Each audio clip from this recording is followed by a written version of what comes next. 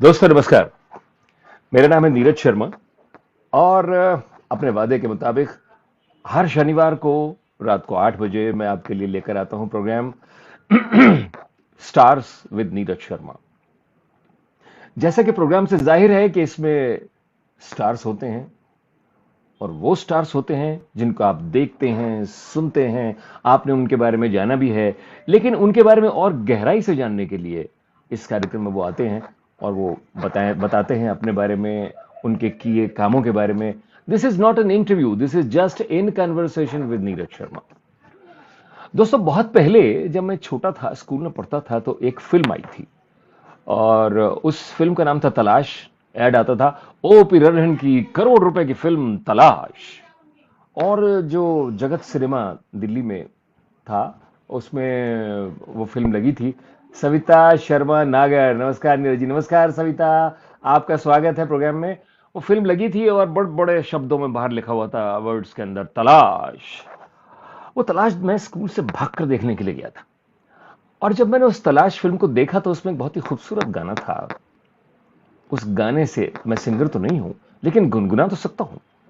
उसमें गाना था, पलकों के पीछे से क्या तुमने कह डाला, फिर से तो फरमाना। तो आज की जो हमारी गेस्ट हैं, ये जुल्फों के पीछे से बोलती हैं। तो मैं इनसे पूछूंगा, जुल्फों के पीछे से क्या तुमने कह डाला, फिर से तो फरमाना। आपने जो इवेंट बनाया है उसके अंदर फोटो भी इनकी देखी होगी। और सरला मेहता जुड़ गई हैं। नमस्कार सरला जी, नमस्कार, आपका बहुत बहुत स्वागत है। ये हैं नन अदर देन काजल सूरी। बहुत शुक्रिया, इतना खूबसूरत, वल्लाह क्या बात, क्या बात, क्या बात। बहुत शुक्रिया, बहुत शुक्रिया, इतने खूबसूरत आगाज का बहुत बहुत शुक्रिया। आपको काजल जी मालूम नहीं है कि जिस दिन से ये मेरे दिमाग में आया था कि आप इस प्रोग्राम में आएंगी, उसी दिन से मैंने सोच लिया था कि मैं बोलूंगा क्या। और बहुत खूबसूरत बोले हैं आप वो, थैंक यू वेरी बहुत मच। खूबसूरत। थैंक यू अशोक भौमिक जी, नमस्कार नीरज जी। नमस्कार अशोक जी। और हमारे साथ संदीप धमीजा जी जुड़ चुके हैं। नीरज जी नमस्कार, आपको भी बहुत बहुत नमस्कार। और नमस्कार काजल जी, अशोक जी कह रहे नमस्कार, हैं नमस्कार, नमस्कार। निशा निशांत।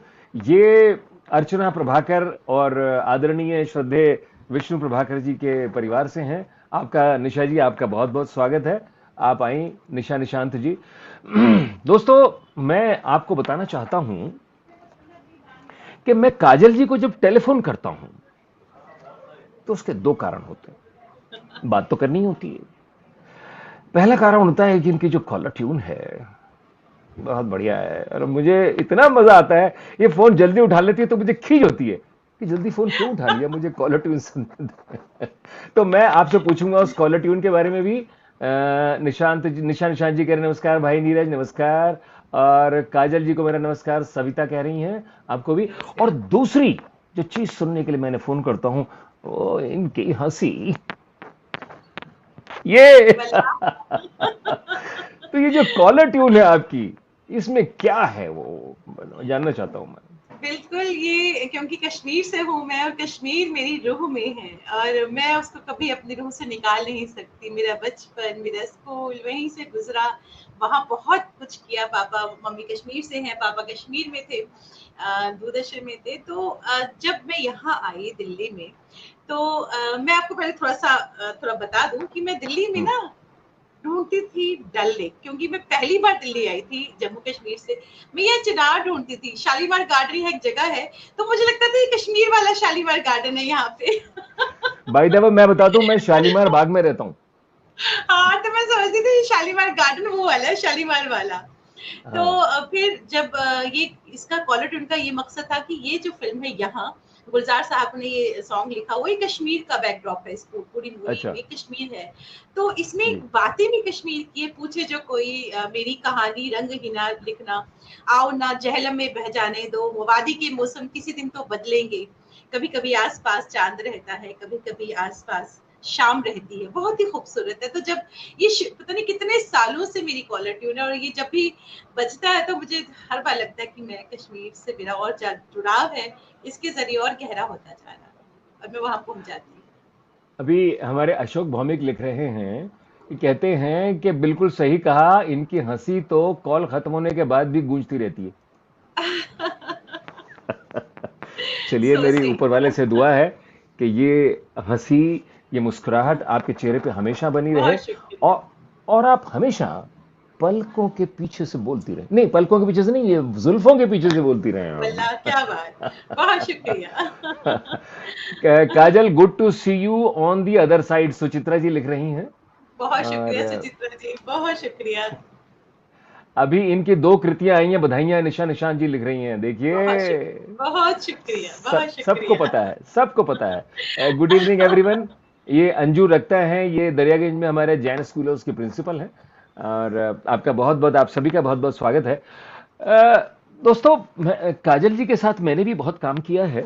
और काजल जी, कुछ लोग होते हैं जो अपने माता पिता, अपनी परिवार की लेगेसी को घसीटते रहते हैं, उसी के आधार पे चलते रहते हैं, उन्हीं के नाम पे पलते रहते हैं। लेकिन काजल जी ऐसे नहीं। इनके माता पिता ने, खासतौर पर इनके पिताजी ने जो एक लेगेसी क्रिएट की जम्मू एंड कश्मीर में, क्या पूरे भारत के अंदर, अपने अपने अपने काम से, अपने थिएटर से, अपनी एक्टिंग से, अपनी डायरेक्शन से, अपने लेखन से, उस लेगेसी को बहुत ही खूबसूरती के साथ काजल सूरी आगे ले जा रही हैं। उसका बड़ा सुंदर एग्जांपल देता हूं मैं। बात लंबी है लेकिन मैं बता दूं आपको। मैंने काजल जी के प्लेस के बारे में, काजल जी आप सुनिए, आपके प्लेस की मैंने फोटोग्राफ देखी, पढ़ा, लेकिन मैंने प्ले नहीं देखा आपका कोई भी। लेकिन जिस दिन मैं इत्तेफाक से वो प्ले देखने के लिए पहुंच गया, जिसका नाम था हब्बा खातून। हब्बा हब्बा खातून, वो प्ले जब मैंने देखा तो उस प्ले को देखकर मुझे लगा, उसके कॉस्ट्यूम, उसका मेकअप, उसका गेटअप, उसकी लाइटिंग, उसकी साउंड, उसके डांसेस, उसके गाने, उसका उसका फ्रेमिंग, मुझे ऐसा लगा जैसे मैंने कश्मीर का नजारा इन्होंने स्टेज पे संजू दिया है और मैं देख रहा हूं। इतना बढ़िया लगा मुझे। मैंने हमारे जो मित्र हैं अजीत गुप्ता हमारे, उनसे मैंने इस बात को शेयर किया। तो काजल जी, ये आपने जो किया, ये अपने आप में बहुत बड़ी चीज है। और मैं इससे पहले कि मैं शुरुआत में पहुंच जाऊं, जयेश नरोत्तमो, नमस्कार नीरज जी, काजल जी ये लंदन से हैं। और मंजुला सिंह निर्भय दिल्ली से। नीरज सर, आपको सभी मित्रों को सादर प्रणाम, स्वागत है आपका, नमन। और अशोक भौमिक जी लिख रहे हैं, बहुत दिनों से ख्वाहिश थी कि इनके बारे में सब जाने, इनके वजूद की इनकी पहचान क्या है, दुआ मांगता रहता हूं इनके लिए, ये सब लिखा है। नोरेन शर्मा जुड़ गई हैं, वाह, नमस्कार नीरज जी एंड काजल जी, क्या बात है। सुचित्रा जी लिख रही हैं, जल्दी से पढ़ देता हूं। It is a myth that only sons carry forward the family name and legacy. Here is a shining example, Kajal ji is worth a worthy daughter. Yes, absolutely right. Archana Prabhakar, नमस्कार धीरज जी और काजल जी। मैं दोस्तों आपको बताना चाहता हूं, आप में से बहुत लोग जानते हैं कि इनके जो फादर थे, जनाब विजय सूरी साहब, वो जम्मू एंड कश्मीर के जाने माने थिएटर लेजेंड थे। और इनकी उनकी जो मदर है वो भी साथ काम करती थी, और उनकी छत्र छाया में पल बढ़कर देखते हुए ये आज तक यहाँ पहुंची हैं। तो कुछ बताएं आप उनके बारे में, अपने फादर के बारे में, अपनी मदर के बारे में। मम्मी और पापा दोनों थिएटर से जुड़े हुए हैं। बहुत काम किया उन लोगों ने, बहुत काम किया। और बचपन मेरा यही गुजरा कि जब आंख खुली तो मैंने यही देखा कि हमारे घर में रिहर्सल्स हुआ करती थी, चाहे दूरदर्शन की हो, सीरियल्स का हो, टेलीफिल्म का रिहर्सल हो, थिएटर की रिहर्सल्स हो, साहित्यकार आया करते थे, डिस्कशन हुआ करते थे, क्योंकि पापा राइटर भी हैं। जम्मू की जो लेजेंडरी, जो इंडिया पाकिस्तान में जिनका नाम है, उर्दू की जो लेजेंडरी राइटर रही हैं, पुष्कर नातिक को, अर्श सहबाई, ये दत्त भारती, ये लोग एक बहुत बड़ा नाम है लेखन के क्षेत्र में, ये हमारे घर आया करते थे, साहित्यिक चर्चा हुआ करती थी। मैं बहुत छोटी थी तो उस चर्चा का बहुत असर पड़ा मुझ पे। और मुझे याद है कि जब मैं 3 साल की होंगी, कश्मीर में थे तब हम लोग, तो पापा एक पंजाब डोगरी टेलीफिल्म कर रहे थे, तो उसमें उनको एक बच्चे की जरूरत थी। तो उस बच्चे के कैरेक्टर के लिए उन्होंने मुझे लिया। तो मैंने 3 साल की उम्र में वो कैमरा की लाइट फेस की, और उसके बाद उन्होंने एक नाटक टैगोर हॉल में किया, जम्मू कश्मीर का जो ऑडिटोरियम है, तो मैंने भी वो, तो उन्होंने मुझे वहाँ ले लिया। तो मैंने कि बहुत-बहुत शुक्रिया सुचित्रा जी, इतनी खूबसूरत बात के लिए। बाकी उनकी उनकी जो आवाज़ थी, उनको कहा जाता था कि पापा की जो आवाज़ है वो पृथ्वीराज कपूर से मिलती है। हम्म। और उनका जो मैं क्या कहूँ उनके बारे में, उनको जम्मू कश्मीर में विश्व पितामह कहा जाता है थिएटर का। और मम्मी जो थी, मम्मी बचपन से, अभी मैंने जब हब्बा खातून ये जो नाटक लिखा, तब मेरी माँ हम्म। ने मुझे बताया कि जब वो स्कूल में थी, स्कूल में जब थी, तो उन्होंने ये नाटक, हब्बा खातून नाटक उन्होंने खेला था। और उसमें वहाँ की जो उस वक्त की जो बातें बता रही थी, मुझे गूज बम्स आ रहे थे जब मम्मी ने मुझे ये बातें बताई कि उन्होंने कैसे वो नाटक किया जब when she was in school. तो मम्मी म्यूजिक से है, वो लेक्चरर रही हैं, म्यूजिक की प्रोफेसर रही हैं, थिएटर से जुड़ी हैं। उन्होंने ना सिर्फ इंडिया में बल्कि मतलब JNK में, बल्कि साउथ स्टेट्स में जो कल्चरल एक्सचेंज का प्रोग्राम होता है कि वहाँ जाके प्लेस करना, नाटक करना, नॉर्थ जोन कल्चरल फेस्टिवल्स होते हैं, तो मम्मी वहाँ जाके, मम्मी ने कल्चरल अकेडमी की तरफ से बहुत शोज किए। और उन्होंने मुझे कहा कि केरला में उन्होंने बहुत शोज किए as a theatre artist, Jammu की फोक को रिप्रेजेंट किया, क्योंकि वो सिंगर भी थी, गाती बहुत अच्छा है, और थिएटर से तो वो जुड़ी ही हैं। तो उन्होंने मुझे कहा, वो लिखती थी, वो अपनी हर चीज को लिखती थी, उन्होंने मुझे नहीं कहा, लेकिन वो हमेशा डायरी लिखती थी, और उनकी बहुत ही खूबसूरत हैंड राइटिंग थी। तो मुझे वो डायरी पढ़ने का मौका मिला, तो उन्होंने लिखा था उसमें कि वो हमारे लिए था कि जब हम किसी स्टेट में प्रोग्राम्स करने के लिए जाते हैं, जहाँ की लैंग्वेज को हम नहीं समझते, तो वहाँ जाके अजीब सा एक हम लोग एक रिलेशनशिप डेवलप कर लेते हैं, और वहाँ के कल्चर को समझने में एज ए थिएटर आर्टिस्ट बहुत चीजें समझ आती हैं। हम अपनी चीजें उनको देते हैं, उनकी चीजें अपना आप खुद लेते हैं, या आप कोई भी परफॉर्मिंग आर्ट हो, उसमें ये चीज बहुत हेल्प करती है। तो ये चीज मुझे बहुत बाद में समझ आई, जब मैं थिएटर से बाकायदा मैंने प्रोडक्शन करना शुरू किया, डायरेक्शन देना शुरू किया, तो कि जब हम लोग कहीं बाहर किसी दूसरी स्टेट में जाते हैं परफॉर्मेंस देने के लिए, तो वहाँ के कल्चर को समझने का बहुत मौका मिलता है, वहाँ के जो आर्टिस्ट हैं उनको समझने का मौका मिलता है, और हम अपनी चीज उन तक समझा सकते हैं। इससे बड़ी बात थिएटर में, थिएटर तो एक जादू है, लेकिन बहुत कुछ सिखाता है, और ये एक बहुत ही जादुई बात है। तो उन्होंने, और भी बहुत सारे एनेक्डोट्स हैं, बहुत सारे इंटरेस्टिंग एनेक्डोट्स हैं, बट ये तो था कि हम जब दूसरे स्टेज में जाते हैं, क्योंकि मम्मी ने ऐसा किया, उनको लगा ऐसा, और ये बात बिल्कुल सच है। और this is power of theatre, this is really power of theatre. आपकी आवाज नहीं आ रही, माइक ऑफ है आपका जी। आपने मेरी बोलती बंद कर दी, क्या करूं अच्छा, आपके जो पापा थे, आप पापा कहती थी ना? पापा, हाँ हाँ, मैं हाँ पापा पापा थे, उनका नाम तो जनाब विजय सूरी साहब हम जानते हैं। जी। अपनी मदर का नाम भी तो बताइए, वो भी तो थिएटर से जुड़ी पूनम हुई हैं। सूरी, पूनम सूरी, पूनम सूरी, पूनम सूरी, पूनम सूरी, क्या बात जी है। जी। बहुत खूब, बिल्कुल। बहुत बढ़िया। ये एक इंटरेस्टिंग एनेक्डोट्स में, यहाँ एनेक्डोट बहुत जरूरी समझती हूँ मैं यहाँ समझाना, क्योंकि जिसमें पैशन हो वही परफॉर्मिंग आर्ट के साथ जुड़ सकता है, जिसमें पैशन नहीं हो वो कुछ भी करो, आप परफॉर्मिंग आर्ट के साथ नहीं जुड़ सकते। और इसका एक जीता जाता लेजेंडरी हमारे सामने लेजेंड है, नीरज जी। मैंने आपसे भी बहुत कुछ सीखा है नीरज सर, एंड ये सिर्फ पैशन की वजह से ही होता है। आप सबके लिए आप सबको एक रास्ता दिखाने का काम भी करते हैं, और आप बहुत लोगों को लिटरली हाथ पकड़ के चलाते हैं। ये अपने आप में एक बहुत बड़ी बात है। तो यहाँ मैं ये कहना चाहूंगी कि एक छोटा सा एनेक्डोट है। मेरी मम्मी और पापा की शादी हुई को 15 दिन हुए होंगे।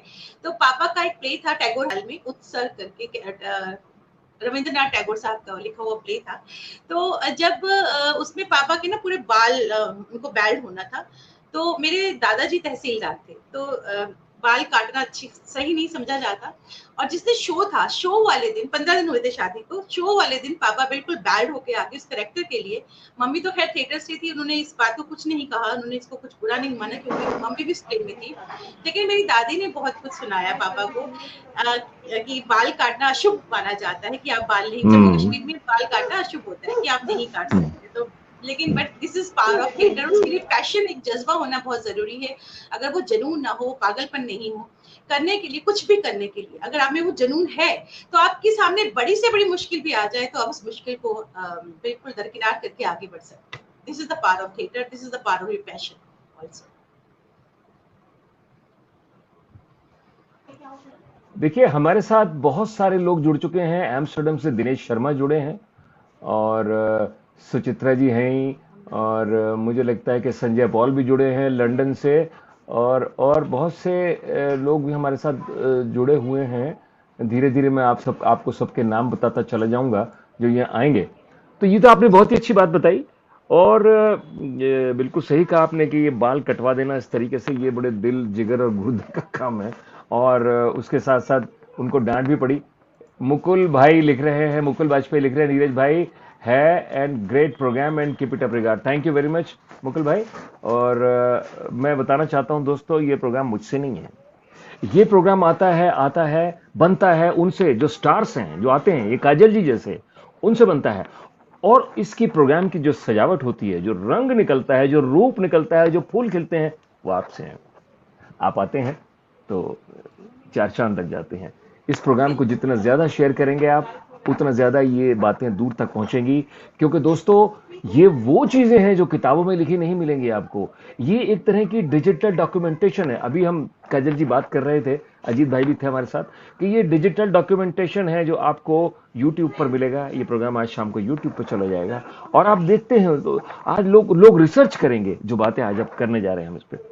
मैंने आपको एक बात कही थी कि मान लीजिए मैं ऐसा सोचता था कि आप यहाँ से कश्मीर हैं, कश्मीर पे जाएं, शिकारा पकड़ें, शिकारा पकड़ने के बाद आप चार चिनार पहुँचें, और चार चिनार पे सीढ़ी चढ़ के प्लेटफॉर्म पे पहुँच जाएं। सामने रेस्टोरेंट है, चाय की दुकान है, खाने को कुछ मिलता है, आपने चाय ऑर्डर की, और आप देखना इधर डल है, इधर लिदर है, इधर फ्लोटिंग लैंड्स हैं, इधर देखें तो शंकराचार्य हिल है, और चारों तरफ का नज़ारा है, वो वैली नज़र आती है बहुत खूबसूरत। तो आपके दिमाग में एक कविता आई, और बिल्कुल उस आई, और कविता मैंने वो को लिखी है। वो मैंने लिखी है और मैं वो सुनाने जा रही है। जो आपने समा बांधा, मैंने उसी पे एक कविता लिखी है, और मैं आपको सुना, अगर आप इजाजत दे तो मैं सुना दोस्तों, मुझे नहीं मालूम था कि इन्होंने कविता लिखी है, लेकिन देखिए क्या बात है, सुनाइए। ये मेरी कविता संग्रह जो भी आया है, मेरा कविता संग्रह जो भी आया है वो है ख्वाबों की चांदनी से। इसमें ये एक अरे कविता वाह, है। मैं क्या आपको बात है। बताऊं कि जब मैं स्कूल में थी, हम लोग जब स्कूल में जाते थे, कॉन्वेंट हम्म। था हमारा स्कूल, तो वो राजबाग एक जगह है कश्मीर में, वहां पे था, और हमें झेलम क्रॉस करके जाना पड़ता था शिकारे में। हम्म। झेलम हम्म। क्रॉस करके हमें अपने स्कूल में, पहाड़ी पे हमारा कॉन्वेंट था, हमें वहां जाना पड़ता था। जी। तो अब ये जो कविताएं मैंने लिखी है, मेरे एहसास है, कविताएं कम एहसास ज्यादा है। तो मैंने मैंने जब ये कविता लिखी, क्योंकि एहसास मैंने शब्दों के माध्यम से उकेरा कागज पे, तो कविता का शीर्षक के उन्वान है चाहतों का सफर। तो वाह। मैं बताती हूँ आपको कि हम्म। झेलम पर 7 पुल हैं। थपा, हाँ। कदल और अलग अलग पुल है, 7 पुल हैं। हम्म। झेलम हम्म। पर बने 7 पुलों के नीचे वादी में डोंगे में बैठकर फिर से गुजरने को जी चाहता है। वाह। बावला मन देखता है कई ख्वाब, बावला मन देखता है कई ख्वाब, क्योंकि मैं दिल्ली में हूँ, रोज सपने तो आते रहते, जो हमने एहसास हमारे साथ रहे हैं वादी के। कभी चाहता है चार चिनार की छांव तले बैठना, क्या बात कभी चाहता है चार चिनार की छांव तले बैठना, और बदकिस्मती से अब वहां सिर्फ 3 चिनार है, 4 चिनार नहीं रहे, 3 चिनार रहे हैं। कभी चाहता है चार चिनार की छांव तले बैठना, कभी चाहता है जाफरान की खुशबू की तरह हवा में घुल कर बिखर जाना। हम वहां है। पे वाह वाह। चाय ऑर्डर नहीं करते, हम समावार में चाय लेकर जाया करते थे, जाफरान का कहवा लेकर जाया करते थे। क्या तो बात है, वही क्या है बात कि कभी चाहता है जाफरान की खुशबू की तरह हवा में है। घुल कर बिखर जाना, कभी चाहता है चांदनी रात में ढल झील में, चांदनी रात में डल झील में शिकारे पर बैठकर निहारते रहना, एक तरफ शंकराचार्य, एक तरफ हारी पर्वत, सामने परी महल, और फिर सामने चांदनी सी सफेद हजरत बल दरगाह को। ये जब आप वाह। शिकारे में डल लेक में बैठते हो चार चिनार में, तो आपको हारी पर्वत, माता का जो मंदिर है हारी पर्वत पहाड़ी पे, वो हम्म। दिखता है, शंकराचार्य दिखता है, हजरत बल दरगाह दिखती है, और हम्म। परी महल दिखता है। यही तो है हमारी कश्मीरियत और गंगा जमनी तहजीब, है दस्ते दुआ यहाँ की हवा का झोंका, यही तो चाहता है मन, यही तो है मेरी चाहतों का सफर। क्या बात है, बहुत खूब, वाह वाह। बहुत बहुत खूब। शुक्रिया, बहुत शुक्रिया। अच्छा, वहाँ कबूतर खाना भी है ना साइड में कहीं, कबूतर खाना है ना। हुआ करता था, हुआ करता अच्छा, था। अब नहीं है, जब मैं अब गया तो नहीं था। है, बहुत सारी चीजें और नहीं है। वहाँ शूटिंग चल रही थी।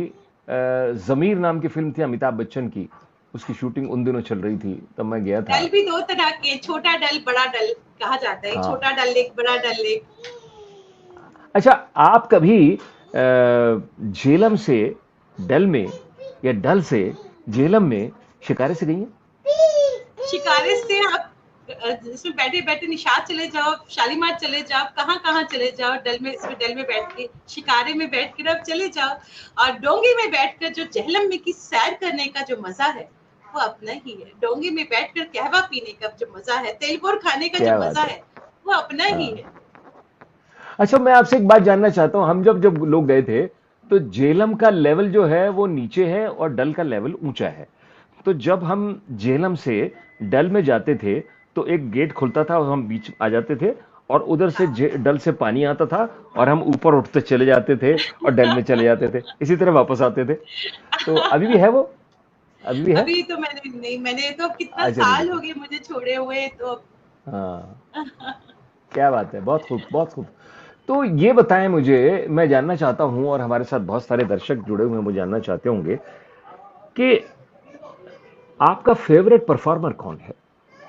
मेरा अगर मैं, क्योंकि अगर मैं जो कुछ भी सीखा है, अगर मैं अभिनय की बात करूं, मैंने कोई फॉर्मल ट्रेनिंग की अगर हम बात करें तो मैंने फॉर्मल ट्रेनिंग नहीं ली है।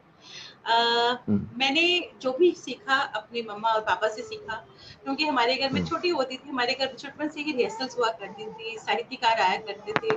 और मम्मी, मुझे याद है मम्मी आकाशवाणी में रेडियो ड्रामा आर्टिस्ट थी। तो वो जब कई बार पापा नहीं होते तो शूट शूट पे गए होते थे किसी सीरियल वगैरह के, तो मम्मी हम लोगों को, हम बहुत छोटे हुआ करते थे, मम्मी हम लोगों को आकाशवाणी, रेडियो कश्मीर श्रीनगर कहते थे उस वक्त, तब तो आकाशवाणी हो गया, तो रेडियो कश्मीर श्रीनगर में हम लोगों को लेकर जाया करती थी, क्योंकि मम्मी का रिकॉर्डिंग होती थी। तो प्राण किशोर, पद्मश्री प्राण किशोर अंकल, बहुत बड़ा नाम है प्राण किशोर जी का, पद्मश्री बहुत बड़ा नाम है, गुलगुलशन गुलफाम जैसे सीरियल्स उन्होंने बनाए। तो प्राण किशोर अंकल डायरेक्टर हुआ करते थे, मतलब वो उस तरफ से हुआ करते थे, प्रोड्यूसर थे ड्रामा के। तो इतने परफेक्शनिस्ट की एक एक चीज को, और मैं जब उनके साथ बैठ के देखती थी किस तरह से वो कर रहे हैं, और मैं छोटी थी लेकिन वह इतना एंजॉय करती थी उस बात को, वो जिस तरह से बोलते थे। शाम को 6-6 बज जाते थे, और तब हमारा वो जो रिकॉर्डिंग थी 6-7-8 बजे रिकॉर्डिंग खत्म होती थी। उस वक्त मैंने चीजें छुटपुन में सीखना शुरू की, और मुझे नहीं पता था कि बड़े होके मुझे भी ये सब करना पड़ेगा, और आई रियली रियली एंजॉयड।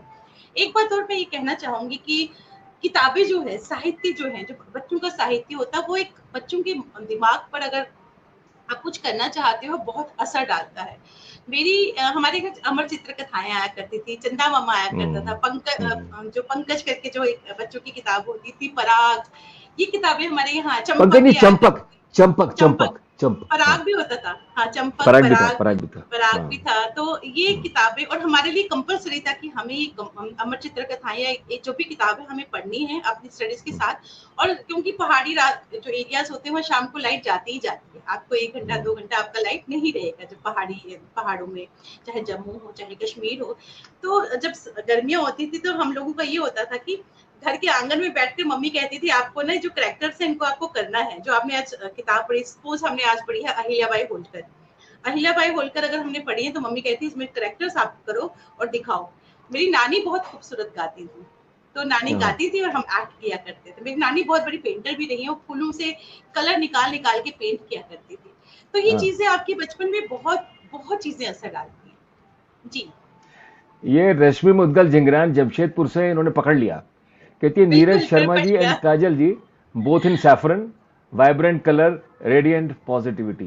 देखिए, हमने ये बहुत तय नहीं किया शुक्रिया। था। ये हो गया। लेकिन अपने आप ही हुआ ये ऐसा। हो गया। It's it's beautiful.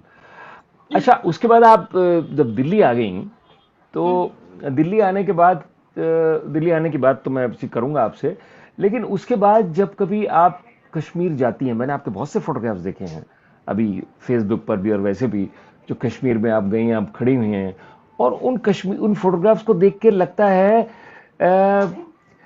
आप बहुत खुश हैं, बट लॉस्ट समवेयर।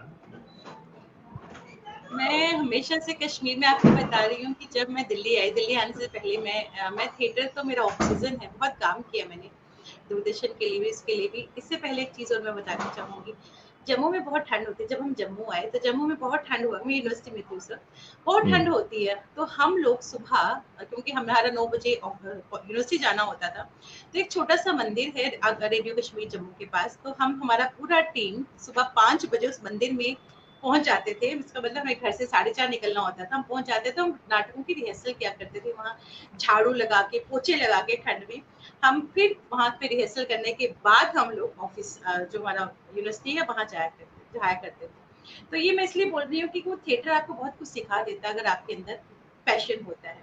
तो जब मैं दिल्ली आई, बिल्कुल जब मुझे बिल्कुल नहीं पता था, जब मैं पहली बार दिल्ली आई तो मुझे लगा कि बहुत कुछ मुझसे पीछे छूट गया है। मैं चिनार नहीं देख पाऊंगी कभी, मैं पाइन ट्रीज जो कश्मीर के होते हैं उनको नहीं देख पाऊंगी, डल लेक मुझसे छूट गया, मेरा जो घर था जवाहर नगर में वो मुझसे छूट गया, मेरा जो मैं मतलब मैं इन चीजों को बयान नहीं कर सकती, I can't give them words.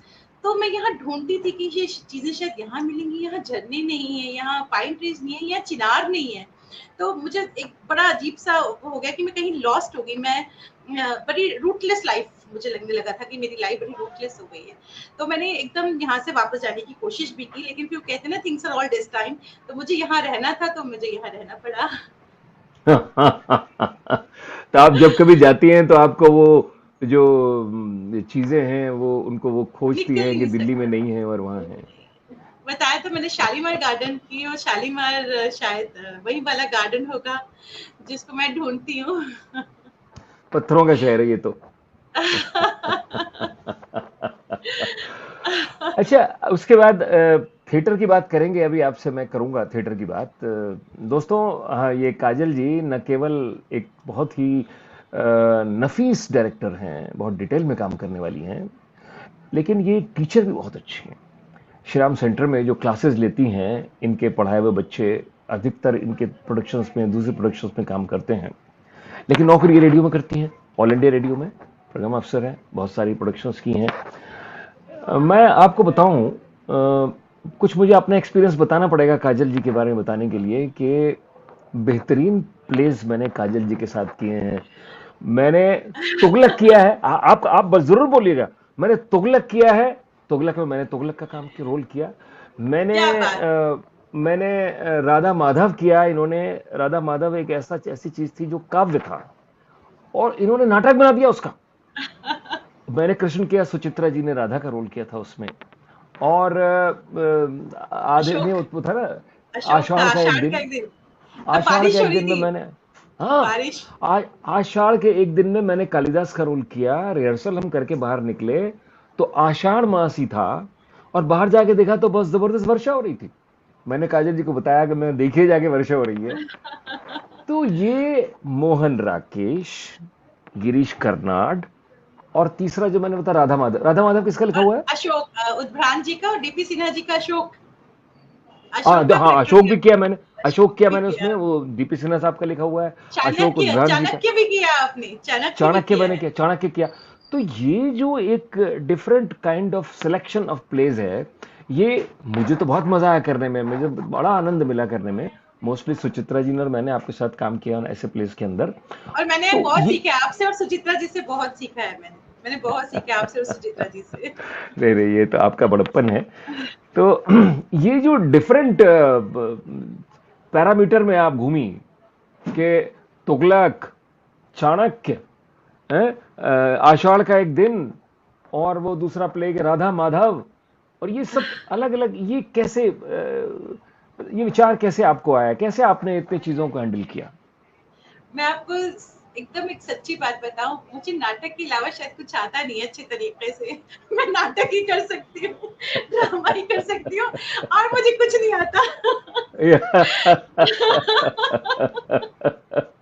नहीं, नाटक करने के लिए भी तो वो चाहिए, दिल जिगर गुर्दा चाहिए कि आपने राधा माधव जैसा। राधा माधव आपने देख लिया कि कितना मुश्किल था। हम लोग रिकॉर्डिंग हो रही है, साथ साथ एडिटिंग कर रहे हैं, पेज कर रहे हैं, और तब एडिटिंग समझ नहीं आ करते रहा था चले जा रहे कैसा हैं। बनेगा, तब समझ नहीं आ रहा था हाँ, कैसा मतलब बनेगा। शुरू में मुझे लगा ये क्या कर लिया, क्या है ये, लेकिन जब हमने करना शुरू किया तो वी एंजॉयड, एवरीबडी एंजॉयड, और एडिटिंग भी साथ साथ हो रही थी उसकी। बना बहुत खूबसूरत दैट है। वे अच्छा बनाया हुआ आप बता रही हैं। सविता शर्मा नागर लिख रही हैं, आप और सुचित्रा जी जिस चरित्र को निभाते हैं नीरज जी, वो चरित्र जीवंत हो जाते हैं। अरे वाह! Thank you very much. तो रेडियो का जो आपका ये सफर है, इस सफर की आपकी बचपन से उपलब्धि क्या है? उपलब्धि क्या है आपकी सर रेडियो के सफर की? उपलब्धि तो मैं रेडियो ने मुझे बहुत कुछ दिया है। रेडियो ने मुझे ज़बान दी है, रेडियो ने मुझे बोलना सिखाया है। 2 पापा थे साथ में कि आपको वर्ड्स अच्छे तरीके से बोलने हैं, आपका डिक्शन सही होना चाहिए। मैं छोटी थी, मुझे याद है हम बहुत ही मकबूल प्रोग्राम हुआ करता था रेडियो कश्मीर श्रीनगर का, वादी की आवाज़। मैं छोटी थी उस वक़्त, 8th में ही थी शायद मैं। तो वादी की आवाज़ एक ऐसा जो काउंटर करने के लिए टेररिज्म, जो बॉर्डर के पार जो है पाकिस्तान, उसको काउंटर करने के लिए वो प्रोग्राम हुआ करता था। तो वो मैं प्रोग्राम बचपन में किया करती थी। और उस प्रोग्राम में जो लेजेंड है आकाशवाणी के, कादर शर्मा, जिनको कारी अंकल कहा जाता था, मनोहर प्रोथी बड़ा नाम, प्राण किशोर अंकल बड़ा नाम, मेरे पापा वीना गेंद, आशा चारू, इन लोगों के साथ में गिरजा टिक्कू, उपेंद्र खुशबू, ये हम प्रोग्राम किया करते थे। मैं छोटी थी उस वक्त। तो इस प्रोग्राम से इतने बड़े बड़े लोगों के साथ, पापा तो खैर है ही, लेकिन जब आपको अच्छे लोग और मिल जाए अपने पेरेंट्स के अलावा सिखाने के लिए, तो वाकई आप इनडायरेक्टली बहुत कुछ सीख जाते हो। जिस तरह से मैं आपको बताऊं कि मैंने जिस तरह से मैं कहती हूँ इनडायरेक्टली मैंने आपसे यानी सुचित्रा जी से बहुत सारी चीजें सीखी हैं। तो वो यही तभी हुआ कि जब मैं रेडियो में आई या दिल्ली में आई तो मैंने बहुत कुछ सीखा। उसी तरह से चीजें मैंने, चाहे मैं जम्मू में रही, जम्मू रेडियो में मैं अनाउंसर रही, डोगरी की अनाउंसर रही, न्यूज रीडर रही। तो ये चीजें मैंने अपने आप मेरे अंदर आती रही। और घर में जब ऐसा एटमॉस्फेयर था कि हमारे घर लोग आके चर्चाएं किया करते थे, तो मुझ पे कहीं ना कहीं इन चीजों का असर होता होता गया। जैसे मैं आपको एक एग्जांपल देती हूँ, संस्कृत प्लेस की बात करूं, मेरी मम्मी संस्कृत प्लेस किया करती थी, जैसे मालविका, अग्निमित्रम, कालिदास। तो उनके पास किताबें जो होती थी संस्कृत में तो होती थी, एक तरफ उनका हिंदी में भी ट्रांसलेट होता था। तो मेरी मम्मी वो एक मतलब उनको कहती थी कि आपको पढ़ना ही पढ़ना है संस्कृत, चाहे आप एक चैप्टर पढ़ो, लेकिन आपको पढ़ना ही पढ़ना है, फिर मुझसे डिस्कस करना है। And I remember that time I was in age. और इन चीजों ने मुझ पर बहुत असर डाला। और मैं बिल्कुल कहती हूँ, मैंने कोई फॉर्मल ट्रेनिंग नहीं ली है। मेरे जो ट्रेनिंग देने वाले जो आसपास लेजेंडरी लोग थे, उनकी वजह से मैं कुछ सीख पाई, शायद कुछ सीख पाई। अच्छा ये बताएं कि अजीत भाई पूछ रहे हैं, what was your most exciting play and in what format? आपका यस, सबसे एक्साइटिंग प्ले कौन यस, सा था और किस मेरा जो फॉर्मेट में? यस आकाशवाणी के तो खैर मैं अभी उनके बारे में नहीं बताऊंगी। मेरा स्टेज मैंने I am the only female actress of JNK theatre में जिसको 8 बार क्वांटम यूनिवर्सिटी जेएनके गवर्नमेंट ने बेस्ट एक्ट्रेस का अवार्ड दिया है।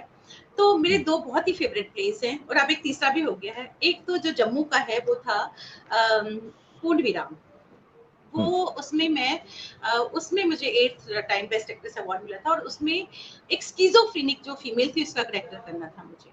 हम्म, मैं दिल्ली में थी उस वक्त, 2012 की बात है, मैं दिल्ली में थी। मुझे जब स्क्रिप्ट आया, स्क्रिप्ट को मैंने पढ़ना शुरू किया, तो मैं क्योंकि वो बहुत टफ स्क्रिप्ट थी, और मैंने इसको स्क्रिप्ट को अपने अंदर लेना शुरू कर दिया, और मैं वैसे ही बिहेव कर, एक थिन लाइन होती है ना कि वो आप करेक्टर को क्रॉस नहीं करना चाहिए, लेकिन शायद मैं उस करेक्टर को क्रॉस करने लगी थी, और मैं वैसा बिहेव करने लगी। बहुत ही चैलेंजिंग प्ले था मेरे लिए। खैर वो जम्मू में किया प्ले, और वो लोगों को बहुत पसंद आया, लेकिन उस प्ले से निकलने में मुझे थोड़ा सा वक्त लगा, और बहुत ही वो मुश्किल प्ले था। और एक सच प्ले था हमारा, कुरैशी जी का लिखा हुआ प्ले है। स्टोरी थी इस्मत चुगताई की, और इप्टा के साथ मैंने वो प्ले किया था दिल्ली में। और उसका अलीगढ़ मुस्लिम यूनिवर्सिटी में एक फेस्टिवल होता है सर, जश्न सर सैयद हम्म। फेस्टिवल होता है, बहुत बड़ा फेस्टिवल होता है। कैनेडी ऑडिटोरियम में हमारा प्ले था। हमसे एक दिन पहले नसीरुद्दीन शाह साहब एक प्ले करके गए थे, और मैंने सभी कहते हैं कि कमाल का प्ले करके गए हैं। और अलीगढ़ के जो स्टूडेंट्स थे, हमें डर लग रहा था कि हमसे एक दिन पहले इतने लेजेंडरी एक्टर नसीर साहब करके गए, अब हमारा क्या हाल होगा। खैर 2000 की कैपेसिटी का ऑडिटोरियम था, कैनेडी ऑडिटोरियम। और मैं उसमें 95 ईयर्स की ओल्ड दो ही मेन करेक्टर थे, मैं और शोभना भारद्वाज, एक बहुत अच्छी आर्टिस्ट, आप भी जानते हैं उनको। तो हाँ, हम शोभना दोनों, बहुत अच्छी आर्टिस्ट जी, है। तो हमने 95 इयर्स की लेडी का करेक्टर किया था। दो बुढ़ियों की कहानी थी, और उसमें छोटे छोटे करेक्टर्स आते हैं। तो हमें डर लग रहा था कि हम कैसे करेंगे, इतना बड़ा क्राउड है, जरा सा खराब हो गया तो हुटिंग होगी। एनीवेज, हम लोग गए स्टेज पे, हमने परफॉर्म कर लिया। और जब तक 2 ढाई घंटे का जो, सुचित्रा जी भी थी उस नाटक में, लेकिन सुचित्रा जी शायद अलीगढ़ वाले में नहीं थी। सुचित्रा जी अच्छा। ने भी वो नाटक किया है। तो हम हम्म, लोग ने जो परफॉर्म जब किया, तो जितनी देर हम परफॉर्म करते थे, पिन ड्रॉप साइलेंस थी ऑडिटोरियम में। और वाह। जब नाटक खत्म हुआ तो हमारा सारा पेंटअप निकल गया। मैंने और शोभना ने एक दूसरे को हक किया एंड वी स्टार्टेड क्राइंग। वो शायद खुशी के आंसू थे कि जिस जो डर था वो निकल गया और हमने परफॉर्म कर लिया। दैट वाज एक ऐसी मोमेंट थी जिसको शायद मैं शब्दों में बयान नहीं कर, ऐसी मोमेंट को आई आप कैन वर्ड्स में अंडरस्टैंड। बयान नहीं कर सकते। और एक आई और कैन मैं अंडरस्टैंड। एग्जांपल जरूर देना चाहूंगी। गालिब कर रहे थे हम लोग कमानी ऑडिटोरियम में, और उसमें था कि वो जो गालिब की प्रेमिका होती हैं उनकी डेथ हो जाती है, तो मैं उनकी मदर का करेक्टर किया था, तो मैं रोती हूँ। और वो मैं रोते रोते लाइट बंद हो गई और आई वॉज क्राइंग, मैं चली गई एंड मैं इतनी फूट फूट के रो रही थी कि लिटरली मेरे को एक्टर ने मेरे मुंह पे थप्पड़ मारे ताकि मैं वापस आ जाऊं। तो वो मैं जैसे मैं कहती एक थिन लाइन होती है, उसको क्रॉस नहीं करना चाहिए, लेकिन कई बार वो लाइन हमसे क्रॉस हो जाती है। हो जाती है कई बार, बिल्कुल सही कह रही हैं आप, सही कह रही हैं आप। मैंने आपके फोटोग्राफ तो इस वक्त देखता ही हूँ मैं फेसबुक पे। मैंने आपके बहुत फोटोग्राफ देखे हैं और उन फोटोग्राफ्स में एक दो जो आर्टिस्ट हैं वो फोटोग्राफ देख के लग जाता है कि how close you are with them. Shobhana Bhardwaj is one of them, soulmate, है ना? Soulmate, she is my soulmate, yes. Soulmate, soulmate, yes she is yes, my soulmate, yes.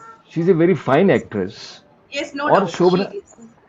IPTA Shobhana के इज माय बारे में मैं family, IPTA is my family. मैं अभी भी कहती हूँ दिल्ली में जो मैं आई, मेरी जो पहली फैमिली बनी थिएटर की, वो IPTA Qureshi sir, Aziz Qureshi sir is like a father to me and Shobhana is my soul. Aziz भाई भी आ रहे हैं इसमें, प्रोग्राम में आएंगे। अरे वाह, बहुत ही एक बेहतरीन इंसान, बेहतरीन इंसान, बेहतरीन हम्म, इंसान। क्या बात है, क्या बात है, बहुत खूबसूरत। और मैं, आपने शोभना के बारे में इतनी तारीफ की तो मैं भी कहना चाहूंगा कि शोभना बहुत अच्छी आर्टिस्ट हैं। बिल्कुल। लेकिन शोभना के साथ एक बात मैंने महसूस की है वाइल रिकॉर्डिंग प्लेज में, तो रेडियो पे काम किया है। She is a very fine को आर्टिस्ट, को एक्ट्रेस, को एक्टर। She understands. और कई बार लगता है शक्ल तक कर आप करके वो देखती है आपकी तरफ, नहीं शोभना इसको थोड़ा ऐसे कर दो कैसा रहेगा, वेल शी अंडरस्टैंड्स। तो आपने जो सोलमेट वाली बात कही ना, आई 100% एग्री विद यू। वो आपके फोटोग्राफ से पता लगता है, देख के समझ में आता है कि आपकी आपस की जो पारिवारिक संबंध है बहुत अच्छे हों। अच्छा, मैंने प्ले तो नहीं देखा लेकिन एक प्ले देखा था, उसमें आपने अपने आप को पूरा काला किया हुआ था। यही और एक सच, काला और और एक बूढ़ा, सच ना, हाँ, बूढ़ा और काला बूढ़ा काला। किया हुआ था। हाँ, हाँ। और एक सच। और क्लाइमेक्स का सीन मैंने कई विजुअल देखे थे उसके, फेसबुक पे थे या कहां पर। तो मैं चाहता हूं, अभी बहुत से लोगों ने फरमाइश की है कि कहा है कि एंडोर्स किया, एंडोर्स नहीं, सर्टिफाई किया है कि आप गाती बहुत अच्छा है। तो वो भी मैं जरूर सुनूंगा। नूरीन शर्मा लिख रही हैं, नूरीन शर्मा तो बहुत अच्छी कवित्री हैं, लेकिन ये जी राधा बिल्कुल। माधव में सभी दिग्गजों के साथ काम करने का अवसर मिला, उस समय बहुत कुछ सीखने का मौका मिला। वाह वाह वाह, क्या बात है, क्या बहुत बात सुंदर। है। और अशोक भौमिक साहब लिख रहे हैं, Kajal ji also know by the sense of her clothing beautifully dressed, खुद भी करती हैं और उनको उनके किरदारों को भी कराती हैं। अरे भाई साहब, बहुत आपने शुक्रिया। वो आपने वो फोटो देखा है जो मैंने इवेंट में लगाया था, हैं? तो वही मैंने कहा, वो जो कई बार फोटोग्राफ्स आते हैं तो मैं सोचता हूँ कौन सा लगाऊं, तो मैंने वही चुना कि जो बालों के पीछे से क्या तुमने कह डाला, फिर से तो फरमाना। क्या बात, बहुत क्या बढ़िया, मे गॉड बात। Bless you Kajal ji, may God bless thank you. You, thank you, thank where you. Can be find Kashmiri plays in Hindi? Ajit भाई पूछ रहे हैं। कश्मीरी हिंदी में प्लेस कश्मीरी इन प्लेज कहाँ हिंदी, मिलेंगे? तो हिंदी में नहीं, मैं ही कश्मीरी प्लेस को हिंदी में कर रही हूँ। अभी मैंने हब्बा खातून किया था, उससे पहले अब ललितश्वरी भी मैं करूंगी, और भी जो प्लेस हैं उनको हम करते रहेंगे। कश्मीरी प्लेस को हिंदी में वो आगे आगे चलता रहेगा सफर। रूप भवानी कश्मीर की एक बड़े पोइटस थी, अरनीवाल कश्मीर की थी, उनको हम करेंगे। तो हिंदी में तो हम यही प्लेस करेंगे। कश्मीर को लेकर तो मैं चलूंगी क्योंकि कश्मीर मेरी रूह में है। इवन मेरा जो ख्वाबों की चांदी मेरा कविता संग्रह है, उसमें भी कश्मीर है। आपकी जो किताब अभी रिलीज हुई है, वो अ, हब्बा खातून, जी। उस पर एक मैंने, आपने कुछ लिखा था और मुझे बहुत अच्छा लगा और मैंने उसे नोट कर लिया। और मैं चाहता हूँ, बहुत लोगों ने देखा होगा लेकिन मैं चाहता हूँ उसे पढ़ के सुनाऊं मैं सबके लिए, जी बिल्कुल, और फिर उस बहुत पर शुक्रिया। आपका रिएक्शन। जी। भारत जी। भूषण शर्मा जुड़े हैं, ये मेरठ से हैं, वरिष्ठ रंगकर्मी जी हैं। बिल्कुल, नमस्कार। नमस्कार, उपका नमस्कार। थिएटर ग्रुप है इनका। नीरज बिल्कुल। जी, काजल जी को प्रणाम। बिल्कुल, और बहुत अशोक जी नमस्कार। लिख रहे हैं, बिल्कुल सही कही नीरज जी, मान गई है बिल्कुल। अच्छा, ये आज जो लिखा दोस्तों मैं चाहता हूं आपके साथ शेयर करूं, जिन्होंने नहीं, ये दिनेश शर्मा, ये मेरे छोटे भाई है एम्स्टर्डम से, ये आपको नमस्कार कर रहे नमस्कार, नमस्कार। हैं। हाँ। अच्छा, हब्बा हब्बा हब्बा खातून के माध्यम से मैंने कश्मीर की आकर्षक और खूबसूरत वादियों से पाठकों और दर्शकों के समक्ष प्रेम का पैगाम पेश करने की कोशिश की। हब्बा खातून कश्मीरी भाषा की शायरा थीं। उनके गीत आज भी कश्मीर में लोकप्रिय हैं। उनकी खूबसूरती के कारण उन्हें जून यानी चंद्रमा के नाम से जाना जाता था। ये कहानी जून की और कश्मीर के आखिरी बादशाह यूसुफ शाह चक की मोहब्बत की है। ये पुस्तक सीधे पाठकों के दिल में उतरने का मादा रखती है। संजना बुक्स द्वारा प्रकाशित ये पुस्तक अमेजॉन पर उपलब्ध है। आपके लिए लिंक दिया जा रहा है। ये मैंने पढ़ा तो पढ़ के मैंने इसको सेव कर लिया। क्या बात, क्या बात।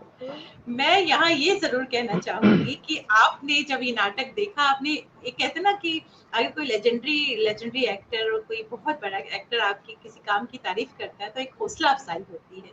हम्म, और जब पहला नाटक हो तो आपको ये नहीं पता होता कि दर्शकों की प्रतिक्रिया क्या होगी, और वो भी नाटक जो अछूता नाटक है, कभी हुआ नहीं है। तो जब मैंने हम्म, हब्बा खातून किया तो मुझे नहीं पता था लोग इसको कैसे लेंगे, लोगों को ये भी नहीं पता था कि हब्बा खातून कोई थी। लेकिन जब आपने इसके बारे में लिखा मेरे जो फेसबुक पे, तो मैंने इस किताब में, अपनी किताब में जो आपकी प्रतिक्रिया है, एक डॉक्टर सरला मेहता, हम लोग हम्म, सभी उनको जानते हैं, बहुत ही प्यारे शख्स है, डॉक्टर हैं और हमारे बहुत आकाशवाणी बहुत परिवार का हिस्सा है। आपका मैं पढ़ती हूँ, डॉक्टर सरला मेहता जी ने भी लिखा था, और आपने ही लिखा था, हब्बा खातून काजल सूरी द्वारा लिखा और निर्देशित बहुत खूबसूरत नाटक देखने को मिला श्री राम सेंटर प्रेक्षागृह में। इस नाटक के जरिए हमें कश्मीर की संस्कृति की झलक देखने को मिली और हम कश्मीर पहुंच गए। ये जो वाह। आपने लिखा था, ये आपने लिखा है, और मैं आई फील सो, मतलब एक सपोर्ट जो कहते हैं ना, मॉरल सपोर्ट मिली, ये मेरे लिए बहुत बड़ी बात है, मेरा सबसे बड़ा पुरस्कार था।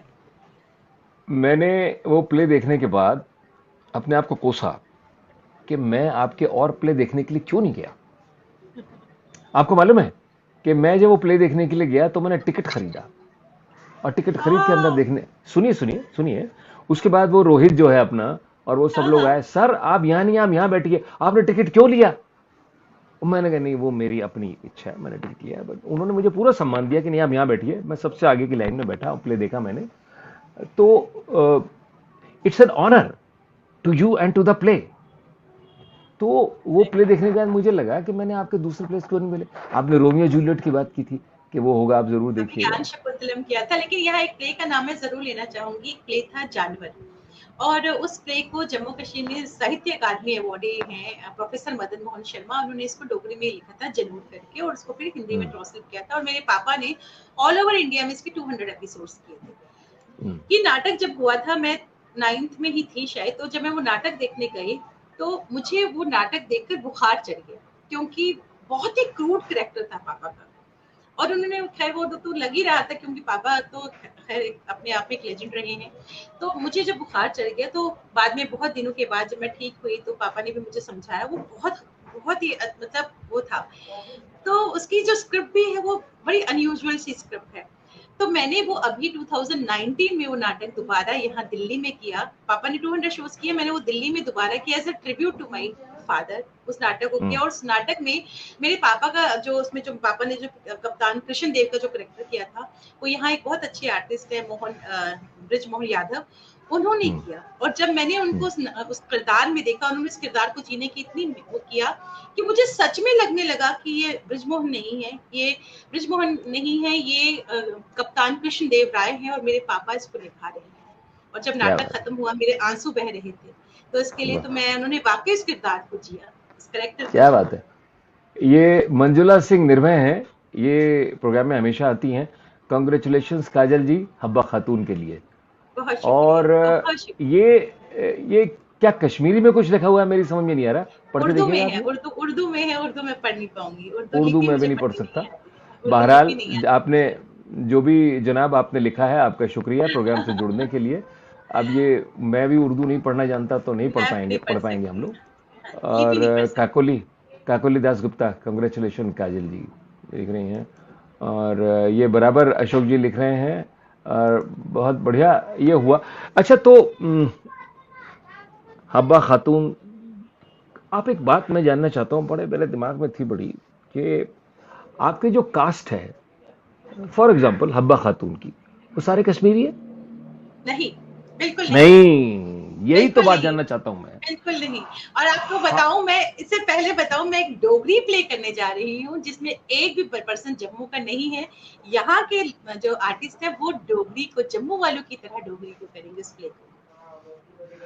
तो आपने जो नॉन कश्मीरी लोग थे, उनसे उनको आपने कश्मीरी बना दिया।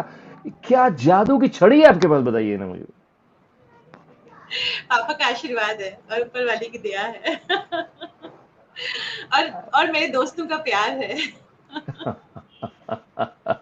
रंगमंच के लिए काजल जी का समर्पण दिखाई देता है, बहुत सविता शर्मा लिख शुक्रिया, रही हैं। बहुत शुक्रिया।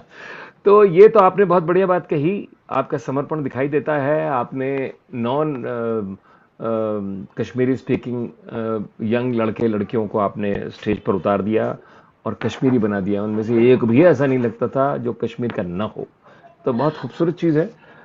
अच्छा, अभी मैं आपसे चाहता हूं कि आप अपने जीवन की कोई ऐसी घटना सुनाएं, कुछ कुछ संस्मरण सुनाएं, चाहे आपके फादर से रिलेटेड हो। आप बहुत सारे सुना चुकी हैं, आपकी मदर से रिलेटेड हो, और या दिल्ली में हुआ हो, या जम्मू में हुआ हो, या कश्मीर में हुआ हो, या रिहर्सल करते हुए हुआ हो, या रिकॉर्डिंग करते हुआ हो, वो जरूर सुनाएं आप मुझको।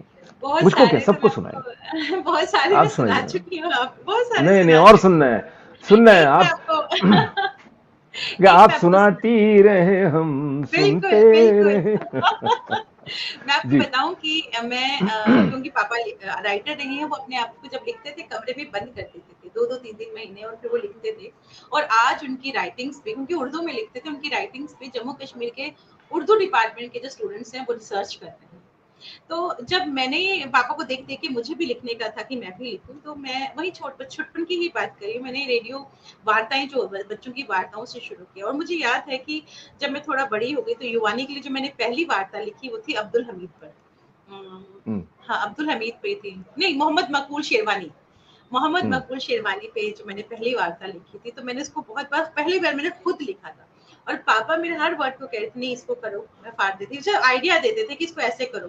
तो मैं बस, वो मेरा पहला था कि पापा ने मेरे बिल्कुल साथ खड़े रहे, उसको आप करो। और मैं ताना करके एक प्रोग्राम किया करती थी डोगरी में। तो उसकी जो बहुत मकबूल प्रोग्राम था, टीवी का प्रोग्राम था, उसकी एंकर थी मैं।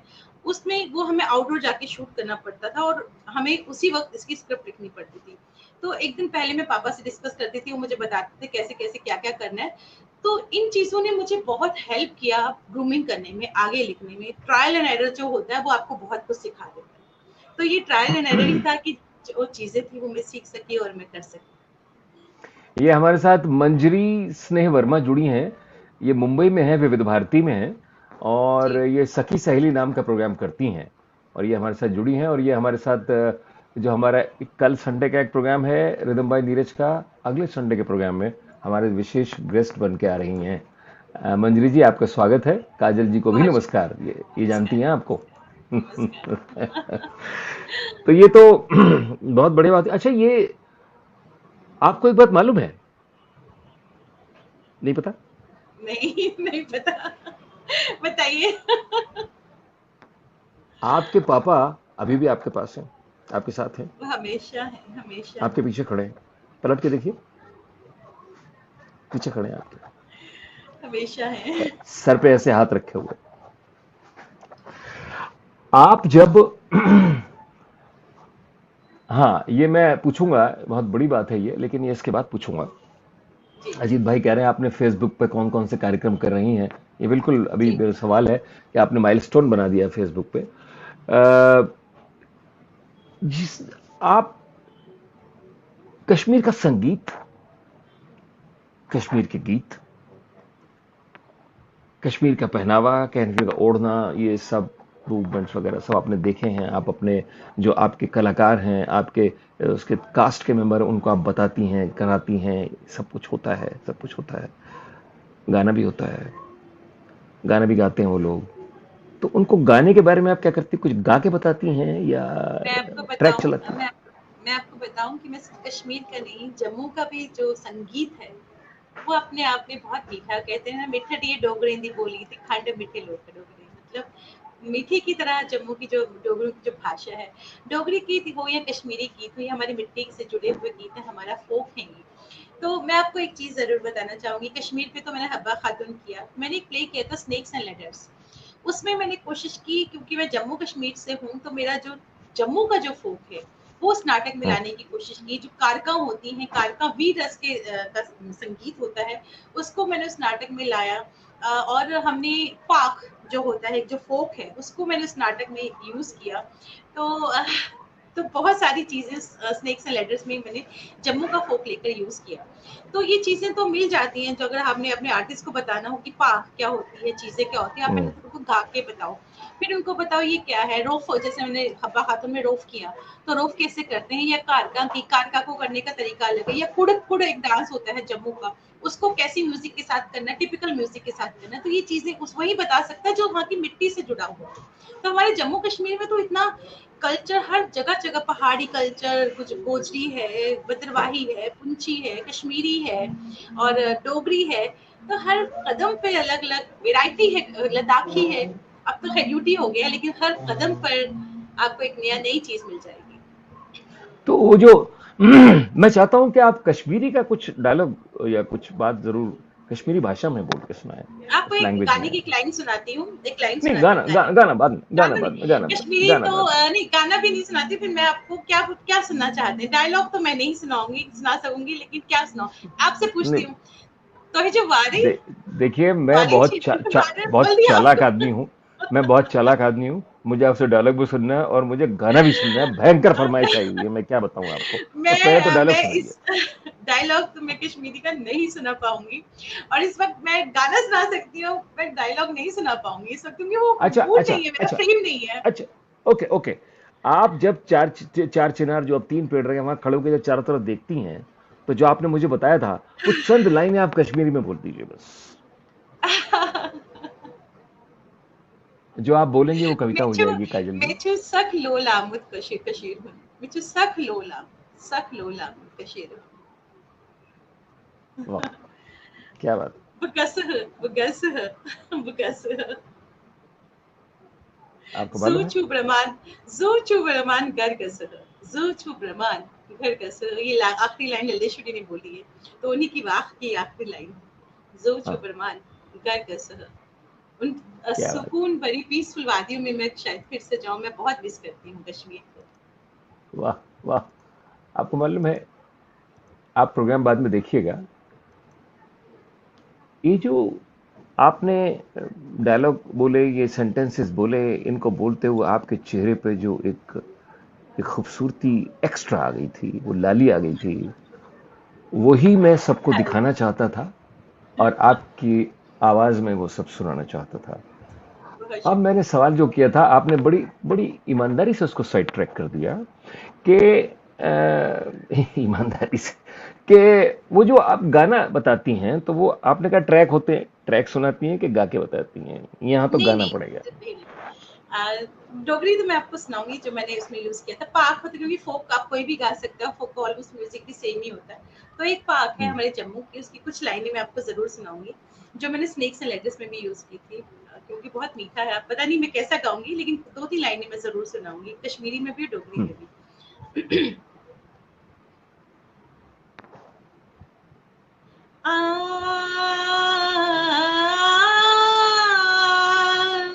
आ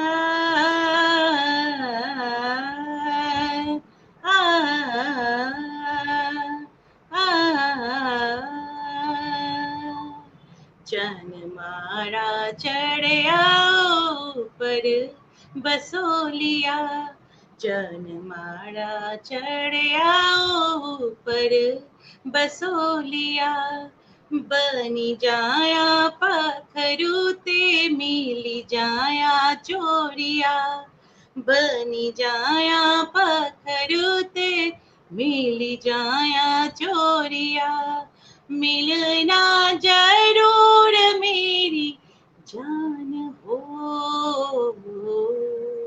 बड़ा की बसोस मेरी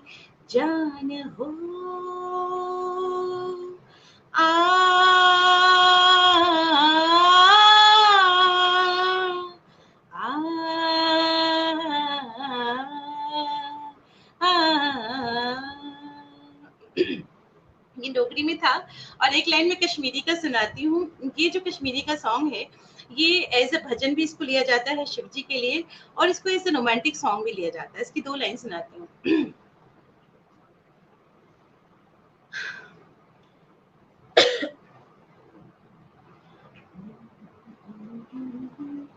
हर मुख बरतल प्रारे मदनो, ईदाप हमती लागयो। हर मुख बरतल प्रारे मदनो, ईदाप हमती लागयो। हर मुख बरतल। इतना ही काफी है अभी, नहीं तो बेसुरी हो जाऊंगी मैं। आपकी आवाज नहीं आ रही। आपके अब आई। सामने बंद हो जाती है, आपके सामने बंद हो जाती है आवाज। सुचित्रा जी कह रही हैं J&K में काजल ने टीवी सीरियल भी बहुत खूब किए हैं, जानता हूं मैं। बहुत किए हैं, 400 के करीब टीवी सीरियल्स किए हैं, प्रोड्यूस किए हैं, डायरेक्ट किए हैं, और पापा के साथ बहुत काम किया है, बहुत क्या सीखा बात है है, उनसे मैंने। क्या बात है।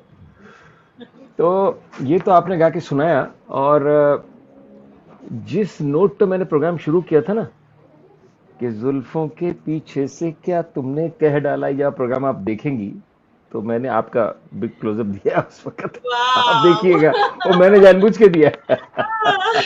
बहुत सुंदर, बहुत सुंदर। बहुत आपकी ये शुक्रिया। भावना, आपकी ये हंसी, आपकी ये खुशियां जिंदगी में हमेशा बनी रहें, ऐसी मैं कामना करता बहुत हूँ, और सब दोस्त भी शुक्रिया। कामना करते बहुत होंगे। शुक्रिया। दोस्तों, बहुत मैं आपको शुक्रिया। बताऊं कि ये काजल सूरी जो है ना, ये बहुआयामी लेजेंड है, लेजेंड।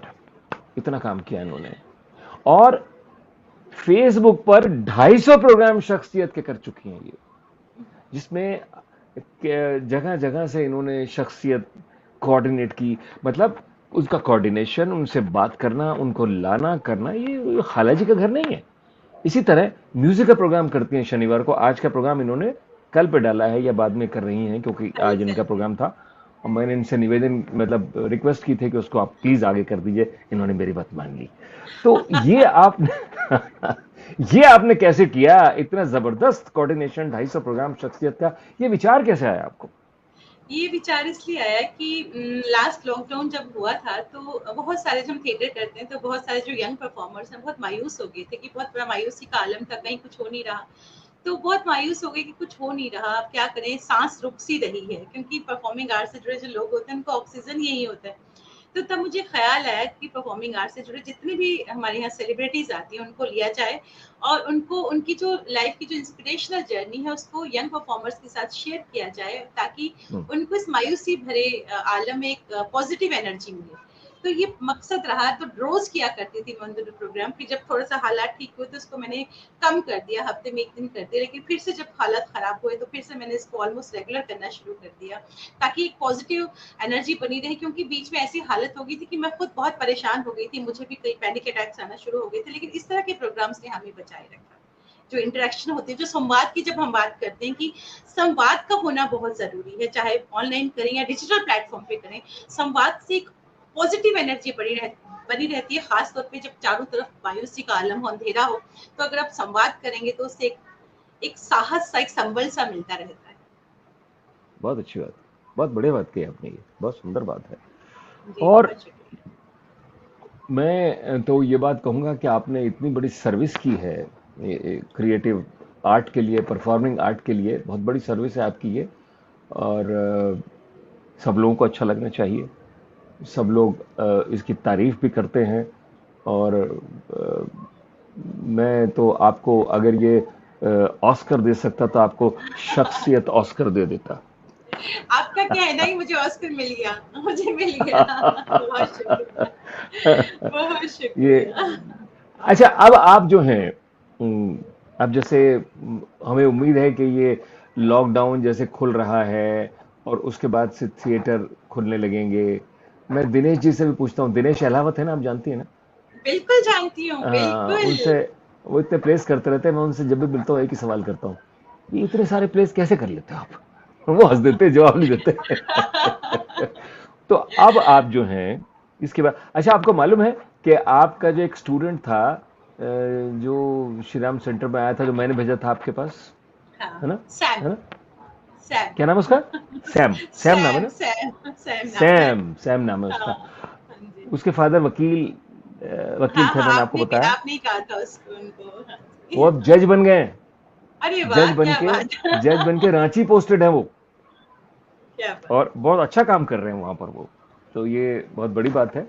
और तो अब आप जो है कौन सा प्ले करने वाली हैं, क्या आपके मन में है? देखिए, जो क्रिएटिव आदमी होता है ना, वो खाली नहीं बैठ सकता। जैसे आपने 250 प्रोग्राम कर दिए शख्सियत के, तो आप क्या करने वाली हैं, आप बताइए। अभी तो जैसे अभी मेरा कविता संग्रह आया था, मैंने यूटिलाइज किया इस वक्त को। कविताएं जो मैं कितने सालों से अपने कॉलेज टाइम से लिखा करती थी, और मैंने कभी सोचा नहीं कि मैं इनको पब्लिश कराऊंगी या नाटक पब्लिश कराऊंगी, तो इसका सहरा मैं डॉक्टर प्रताप सहगल जी को देती हूँ।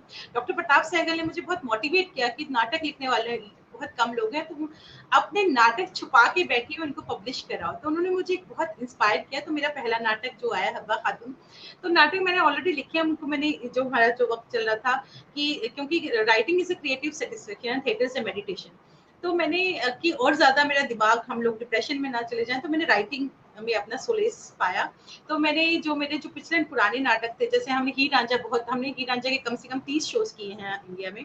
तो हीर रांझा को मैंने प्रॉपरली लिखा ताकि वो पब्लिश हो जाए। तो मोस्ट प्रोबेबली सितंबर तक मेरा हीर रांझा भी आ जाएगा, वाह वाह वाह वाह, क्या नाटक की बात है, शक्ल बहुत खूब। में, किताब की शक्ल में। बहुत खूब। अच्छा, वो जो किताब आपकी पब्लिश हुई है अभी, वो आप क्या बराबर पे रखिए, दिखलाइए जरा। ये हब्बा खातून, एक ये और एक ये, ख्वाबों की वाह चांदनी। वाह, ख्वाबों की चादरी। अच्छा, चॉइस मैं आपको देता हूं, कोई भी एक किताब खोल लीजिए। जी, बताइए, किताब सुनाइए खोलूं? ना कुछ, कुछ सुनाइए ना, किताब खोल। तो मैं तो सुनाने के लिए तो मैं कश्मीरी कश्मीरी सुनाऊंगी। कुछ भी सुनाएं आप जो सुनाएंगी वो कश्मीर बन जाएगा। आप मैं सुनाइए। आपको कश्मीरी सुनाऊंगी।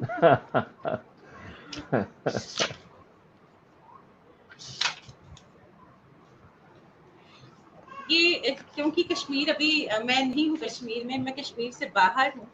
तो क्योंकि और कश्मीर हर रंग में मेरे साथ रहता है। तो ये जो कविता का उन्वान है, ये है गुज़िश्ता मौसमों की दास्तान। बाहर के मौसम में खूबसूरत चिनारवारी में, चिनारवारी जहाँ सिर्फ चिनार, जाहिर सी बात है हम सभी जानते हैं चिनार सिर्फ कश्मीर में होता है। चिनार के पत्ते दास्तां सुनाते हैं कितने ही गुज़िश्ता मौसमों की, कितने ही गिलास के फलों से। गिलास कश्मीरी में चेरीज को कहते हैं, जो अच्छा, चेरीज वाह। होती है उसको गिलास कहते हैं कश्मीरी में। कितने ही गिलास के फलों से चेरी के पेड़ भर जाते थे। बादाम वारी में अनोखी रौनक दिल छू लेती थी। बादाम वारी जहाँ बादाम लगते हैं, वो हरे हरे बादाम जो होते हैं, वो ये जी जी। मैं आपको सुना रही हूँ, मैं खुद ही कश्मीर पहुंच गई। डल इसीलिए तो झील के मैं, एक मिनट रुकिएगा, मैं आपको कश्मीर पहुंचा के आपके चेहरे पे आई रौनक कश्मीर और जो लाली है और वो सब दिखाना चाहता हूँ सबको, कश्मीर पहुंचा शुक्रिया के आपको। शुक्रिया। जी। बादामवारी की अनोखी रौनक दिल छू लेती थी। डल झील के सीने पर खूबसूरत रंग बिरंगे शिकारे खुशगवार समा बांधते थे। लेकिन जब जब पतझड़ आया, चिनार के पत्ते झड़ गए। अपनी खाली बाहों के साथ एक सूनापन लिए चिनार अचानक बूढ़ा लगने लगा।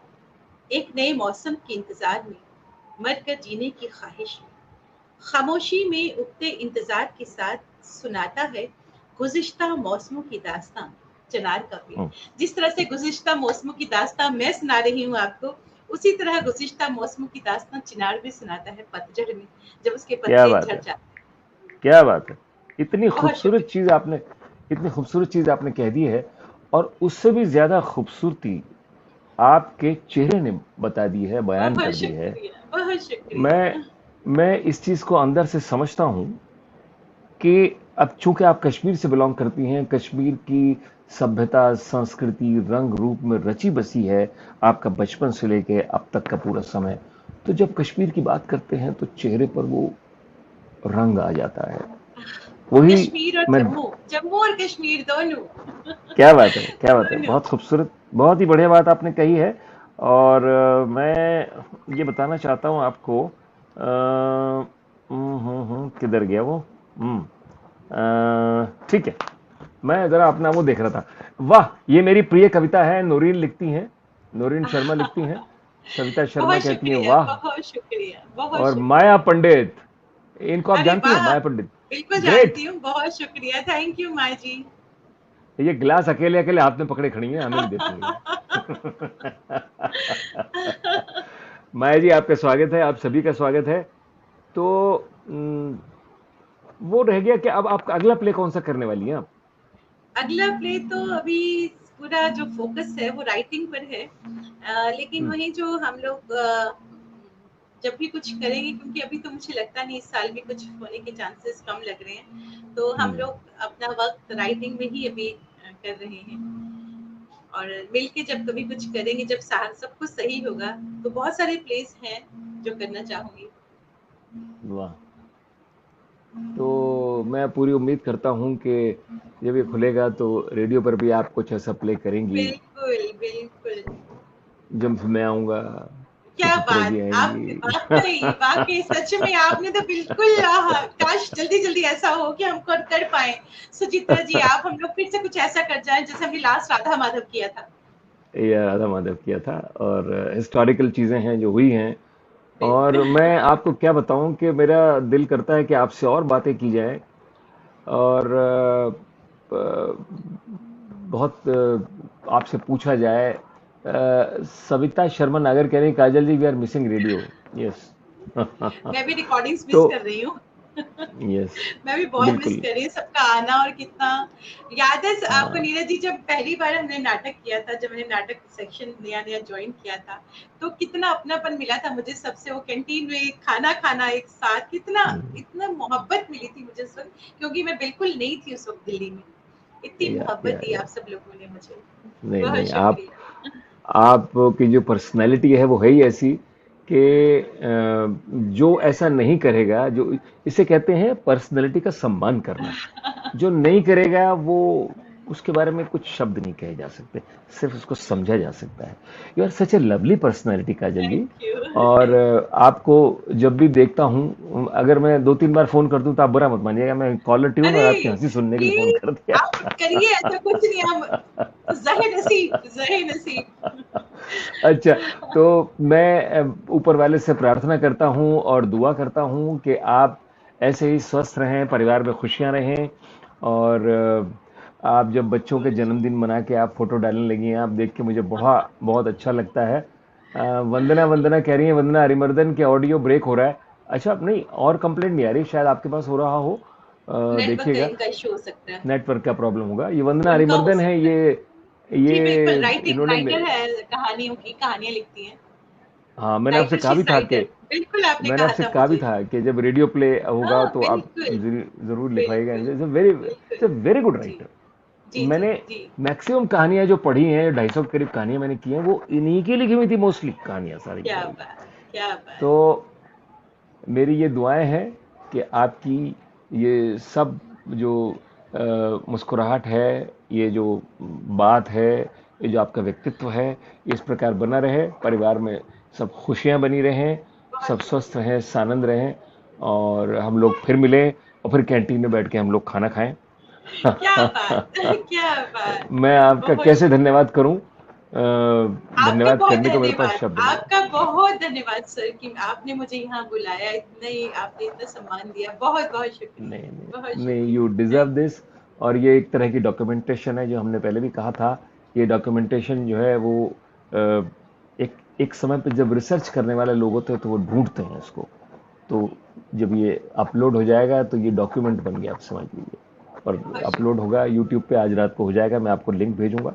और सब लोग, सबको लिंक यहाँ भेजूंगा, देख मैं सकते हैं। चलते चलते एक बात आपको जरूर कहना चाहूंगी, मैंने इतने लोगों के नाम लिए, लेकिन एक कहते हैं ना कि एक जब आप कुछ कर रहे होते हो, आपके साथ एक संभल की तरह आपके दोस्त तो खड़े होते हैं, मेरी फैमिली मेरे साथ खड़ी, मेरी फैमिली में रोहित मेरा बच्चा, आप सभी जानते हैं रोहित को, किस तरह से एक संभल की तरह वो लड़का मेरे साथ खड़ा होता है, जस्ट लाइक माई सन।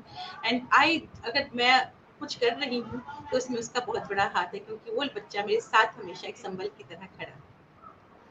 रोहित के बारे में मैं एक बात कहना चाहूंगा। मुझे लगभग 50 वर्ष हो गए आकाशवाणी में जाते हुए। जी। और बड़े प्रोग्राम सेक्रेटरी आए वहां पर। पहले पांडे जी हुआ करते थे, फिर मिसेस सूरी आई, मिसेस सरना आई, और उसके बाद और लोग भी बहुत सारे आए। तो मैंने एक पूरी जनरेशन को आते हुए देखा है और वहां देखा है। और अब रोहित है। बच्चा बहुत अच्छा है। रो रोहित जो है ना, बहुत डिवोटेड वर्कर है।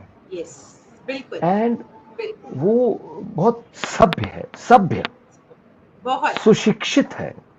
बहुत। वो, मैं ये नहीं कह रहा कि उसने एमए, डबल एमए, बीएड किया हुआ। सुशिक्षित से मेरा मुराद ये है उसने पढ़ाई जितनी भी की हो, जिस तरीके से वो बात करता है वो काबिल तारीफ है। और संस्कार, संस्कार संस्कार। बहुत है उसके अंदर। तो मैं उसको भी मेरी शुभकामनाएं, और मैं आपका धन्यवाद करता हूं कि आप आई प्रोग्राम के अंदर। और फिर हम मिलेंगे, और मेरी शुभकामनाओं के साथ। अच्छा, एक बात और मैं बता दूं आपको, आपने हमारा वो ऐप डाउनलोड किया कि नहीं किया?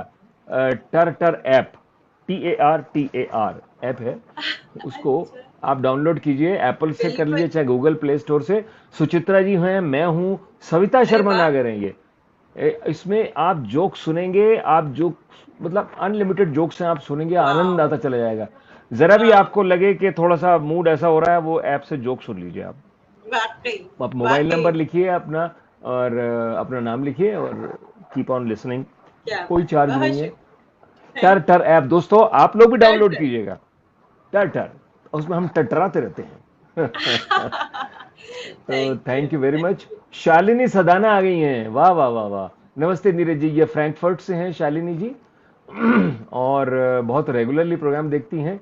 और अभी ये मेरे अगले 2 प्रोग्राम बाद जो है, मेरे म्यूजिक के प्रोग्राम में भी मैंने इनसे रिक्वेस्ट किया, ये आ रही हैं। और मैं जब भी टर्टर की बात करता था तो सविता का नाम लेना भूल जाया करता था, मेरे से ये बहुत नाराज थी। आप लिख रही हैं, थैंक्स नीरज जी। आज आपने लिया।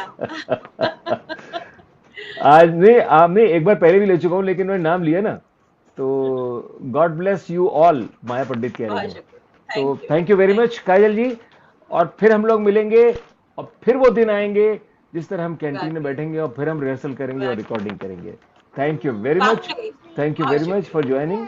और हाँ, मैं अब प्रोग्राम की क्लोजिंग कर दूं, फिर मैं लौट के आता हूं। दोस्तों, तो ये तो आपने देखा है, ये थी काजल सूरी। और इनका सफर कहां से शुरू हुआ था और कहां तक ये आई हैं, और कितना बड़ा योगदान इनका है इस क्रिएटिव और परफॉर्मिंग आर्ट के अंदर। चाहे वो थिएटर हो, चाहे रेडियो हो, चाहे टेलीविजन हो, चाहे राइटिंग हो, आप सब कुछ देख लिया आपने।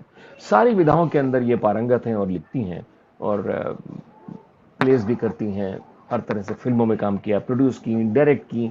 So she is a very talented person and legend in her own way.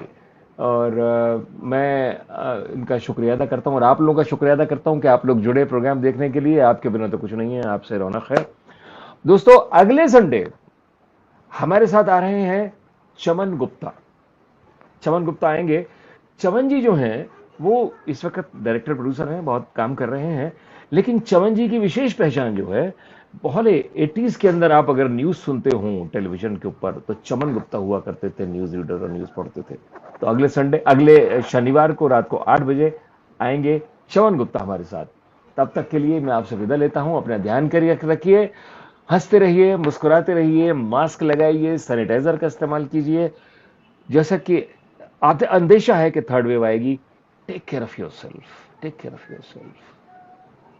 इसलिए अपना ध्यान रखें आप। तब तक के लिए नमस्कार, प्रणाम, शुभ रात्रि।